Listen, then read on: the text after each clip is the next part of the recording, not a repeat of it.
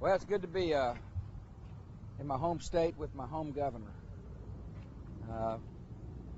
Governor Perry understands, like I understand, the need to enforce this border. He also understands what I understand, that in order to do so, we got to have a comprehensive plan. I started my day earlier in New Mexico, where I saw the training facility that is going to put out enough Border Patrol to be able to tell the American people we will have doubled the Border Patrol since 2001.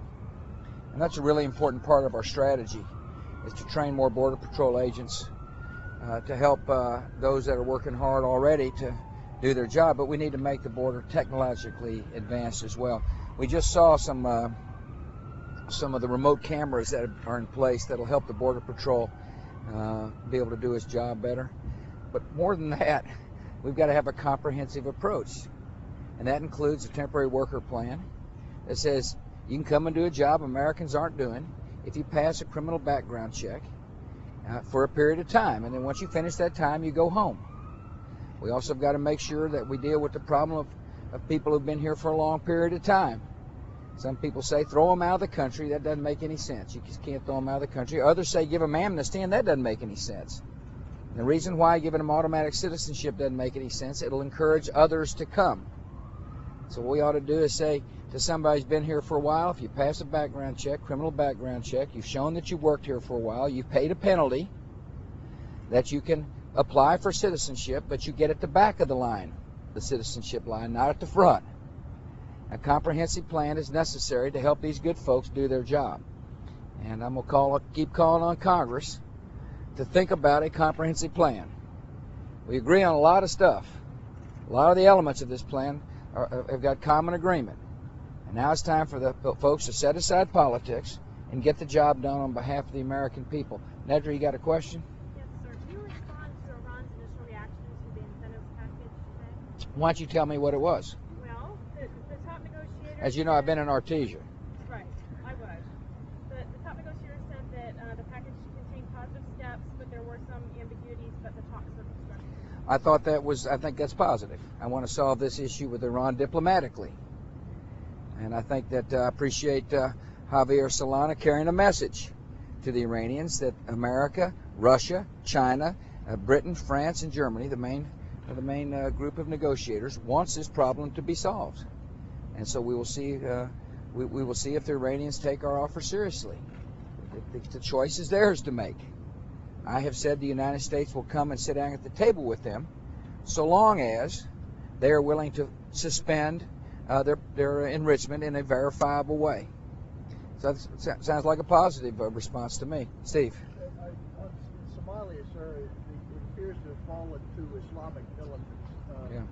Is there a need for international peacekeepers there, or what do you think has happened there? Well, I talked to Secretary of State Rice about this subject yesterday. And obviously, when there's instability anywhere in the world, we're concerned.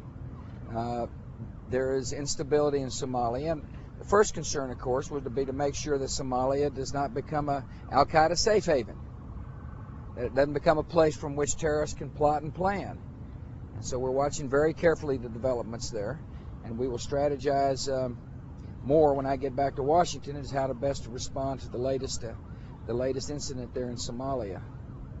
Yes. Where are you from? Here? Laredo Morning Times. Nice to be back here. Thank you. Very nice to meet you too. Rick and I were talking about the first time I came here after I had one governor. He had already been in office for a while. Was the Washington Day Parade, and I remember it fondly.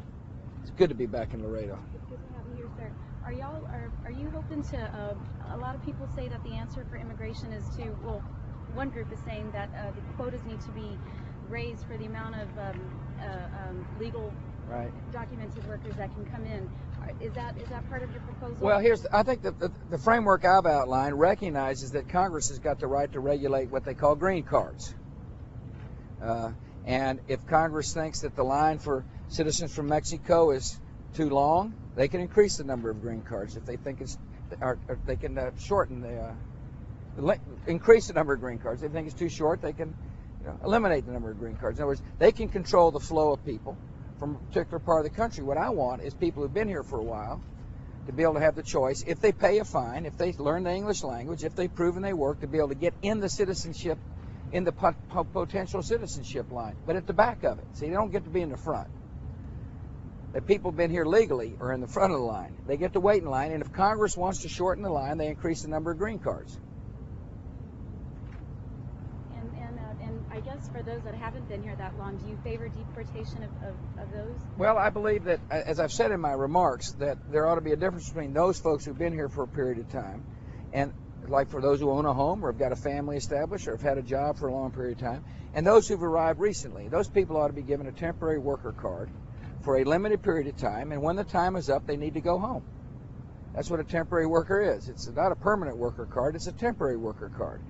And Congress needs to determine the proper length of time. Right now, one consideration is 3 years with a 3-year renewal. And what that'll do is that'll help people who are looking for somebody to do a job Americans aren't doing, find workers. It'll also mean that somebody doesn't have to sneak across the border.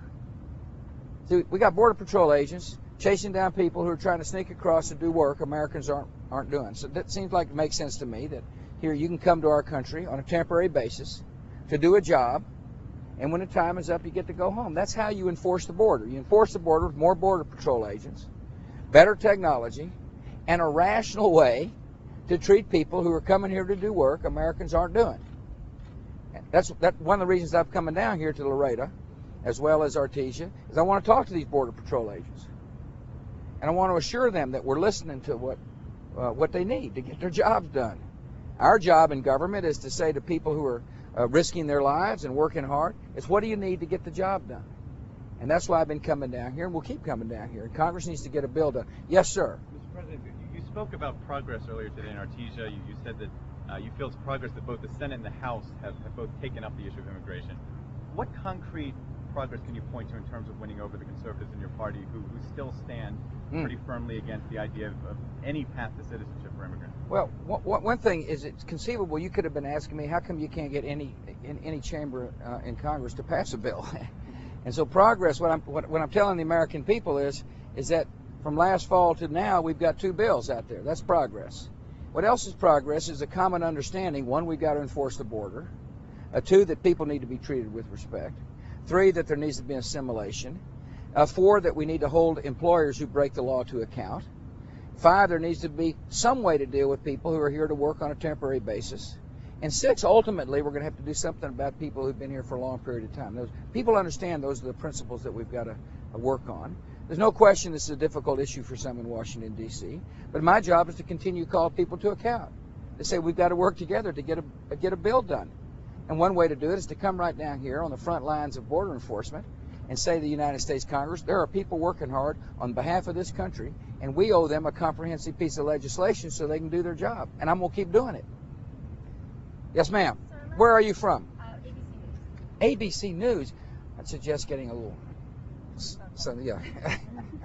Always looking out for my fellow citizens. Thank you.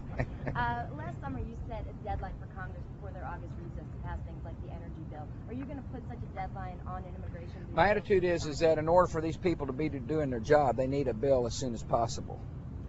And I'm looking forward to getting that conference, seeing the conference get together. You know, there are people making statements, and that's important for people to set out their, say things and kind of set their markers. But conferences have a way of working things out, and I'm going to be continuing to urge people to work things out in conference. They haven't yet sat down at the conference yet, but they will pretty soon, and that'll give us a pretty good feel for, whether or not attitudes are hardened to the point nothing can get done. I don't think so. I think that people want something done in America. If you look at what people are saying, they're saying let's get something done in a comprehensive way, and I believe we can get something done. No question it's hard work, but that's all the more reason to work hard to get it done. I recognize some people in Washington would rather duck the hard issue, but that's not the way I am, and that's not the way most people in Congress are. They want to get the job done, so we'll just keep working it. Okay, thank you all, unless you want to stand out here a little longer. You're back again. Sorry, one last That's question. fine. I'm glad to be working with the local press. Thank you so much. Some people say that Mexico needs to do a whole lot more to just create more jobs that pay a more decent wage for its people, and that America should help Mexico by investing more or providing more development funds. What do you think about that, and do you have any kind of proposals for that? I think the people that say that the long-term solution to immigration is for people to be able to find work in Mexico, they're right. And that's why I've been a strong supporter of NAFTA. One of the interesting things about the border here that I don't think a lot of Americans are aware, but I know those of us who grew up in Texas are aware of, is that this part of the world used to be really poor. It was up and down the Rio Grande Valley. There was a lot of impoverished people. Laredo's a booming town. I mean, it's thriving. It has really changed a lot. And one of the main reasons why is because of trade with Mexico. On the other side of the border, the border states are prosperous states. And so to answer your question, the first thing is to promote free and fair trade between Mexico and the United States. Trade enhances wealth. It provides opportunities for people. The problem is in Mexico is that the opportunities you can find here on the border don't extend to the south of the country. And so therefore a lot of the Mexicans that we're finding at the border are people coming up from the south trying to find work so they can put food on the table. And I've talked to President Fox about this very issue. And I know Rick has talked to President Fox about this issue. And that is, what more can we do with Mexico to encourage economic development south of the northern tier states? Do you realize, President Fox, the last time I saw him, said that there are 100,000 vacant jobs in northern Mexican states. I think that's really interesting. And I said, what are we going to do about it? And the issue is education. The issue is to make sure that people in the interior and the south of the country have got enough education, enough skills so they can fill those 100,000 jobs. And so to answer your question, economic development works through free and fair trade, as well as helping put an education system in place that makes sense. And that's Mexico's responsibility. That's their job. But we can help, and we work with Mexico all the time. I know Texas has got all kind of collaborative programs with Mexico to help their education system. Yeah, Steve, you enjoying the heat? It's not so bad. It's because you got a fan-looking hat on there. Thanks, sir.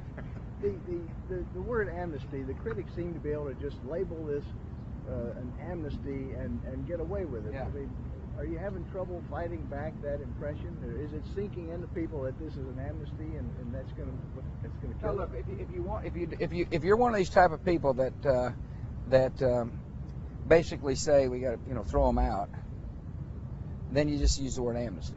You just toss it around. Amnesty is something nobody's for in America. I'm not for it. But in order to frighten people, you just say the word amnesty. On the other hand, you can't kick people out of this country. You can stop people from coming in, but there have been people here in this part of the world, for example, have been here for a decade. Honest, hard-working citizens doing jobs Americans aren't doing, providing for their families. They own their home. And the fundamental question is, how do you treat them with respect, and at the same time have a system that's fair and orderly and respects our laws? And so my attitude is on that. So if a person wants to apply for a citizenship, they got to pay a fine first. They have broken the laws of the United States, and they need to pay a fine. Then they got to prove they've got a clean criminal record, paid their taxes, and worked. And then they can apply for citizenship, but they're at the back of the line. See, there's a line of people waiting to become a citizen. And they need to get at the back of the line, not the front of the line. And that's how I think we can have an orderly system. That's not amnesty. Amnesty is, okay, everybody who's here, you're a citizen. That's amnesty. And I'm not for that. I think it'd be a mistake. And the reason I'm not for, and I recognize some people are for that. The reason I think it's a mistake is that, one, there are people who play by the rules here in America. Law-abiding citizens who've applied for citizenship, who are in line to become a citizen. They've adhered to all our laws. They're here legally. And they're in line, and they ought to be at the head of the line. And if you say to somebody who's been here illegally, you're an automatic citizen, then that means they're not the head of the line. It means somebody jumped in front of them who's broken our laws. Secondly, if people are granted amnesty, in other words, the government would say you're automatically a citizen, there are going to be another 8 million people trying to get in this country because a lot of people want to be citizens of the United States. It's a great honor to be a citizen of this country. It's a great tribute to our country, by the way, that people are willing to come here to work and to live. We're the land of the free. We're the land of the opportunity. And yet, we've got to control our border.